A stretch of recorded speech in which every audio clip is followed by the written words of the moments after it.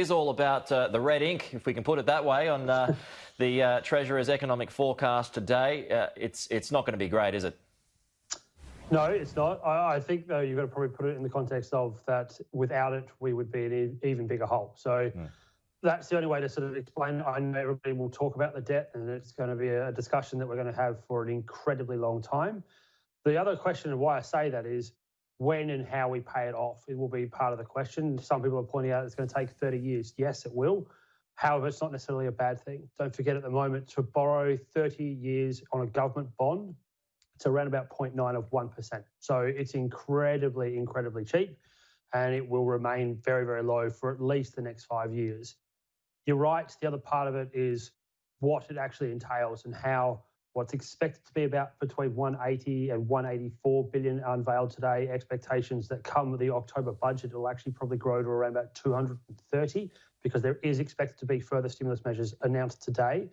But taking on what we saw from the Treasurer on Tuesday and also what we saw from the RBA's speech to the Annika Foundation, the core takeaway from all of it is that as we come out of this pandemic over the next 2 years to 3 years maybe, structural reform will be absolutely key to getting out of this and paying debt off. And that is what we are probably expecting to hear today. We know there is discussions already between all sides of politics and all sides of the employment realm around allowing the current scenarios around employment to continue for at least the next 3 to 6 months.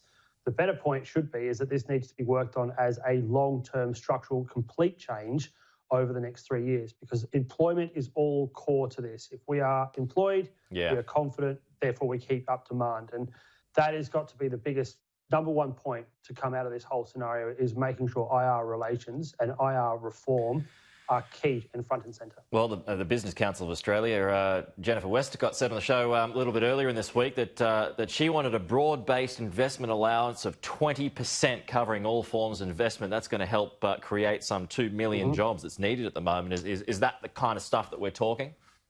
Yes, we are. Look, I'm not completely agreeing with what she's alluded to about how it goes, but in terms of the idea, it's clearly there. Business investment, business incentive is going to be part of the announcements likely to be seen today.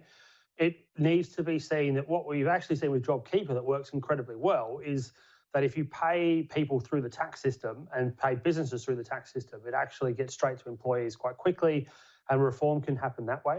And I think that might be how you start to see structuring of government grant programs, is to say, right, if you look to grow your business and therefore get to an employment size of 15 or more, for example, that during that growth process will provide X amount. Or if we are looking to sort of see a growth in certain industries, we will do, again, around employment. If you can get yourself up to a certain level, we will help you get to that level. That's certainly what has been suggested that could be a help, because the other concession that comes with giving business grants is that if it goes straight towards one area and it doesn't create a whole overall growth inside the business with regards to, said, employment, but also long-term structural reform to that business, it can be lost. So that again, is why there is certainly businesses is the answer, but in terms of how it's been done, I think JobKeeper may have given us a little bit of a goal and a guide to how we could do it into the future. Yeah, and just finally, we've got about 30 seconds, but, where's the silver lining here?